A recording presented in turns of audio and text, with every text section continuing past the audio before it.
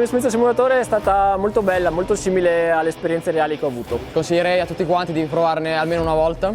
Le prestazioni del simulatore erano eccellenti grazie ad Aaron, grazie al processore Intel e a tutta l'attrezzatura che ci è stata fornita. A casa sto cercando di ricreare quello che abbiamo provato oggi, spendendo il meno possibile. Questo simulatore è fuori di testa, è veramente tanta roba. Come a casa, ma non così. Che è andato a cannone dall'inizio alla fine. Il processore Intel ti dà quella spinta in più.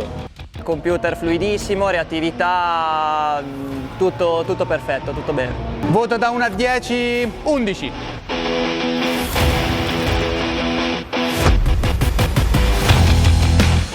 È stata una bellissima esperienza, abbiamo potuto provare dal vivo quello che abbiamo testato prima al simulatore, è stato molto divertente. Il simulatore ha diversi lati positivi, intanto la sensazione alla velocità, e su simulatori di un certo livello è anche possibile sentire le sensazioni quasi come nel reale, e quindi già questo è un buon allenamento per il reale.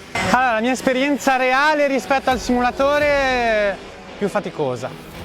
Bella, ma più faticosa. Poi il reale aggiunge quel piccolo step appunto della realtà, della connessione con l'asfalto, con tanti piccoli dettagli che al simulatore non si possono percepire.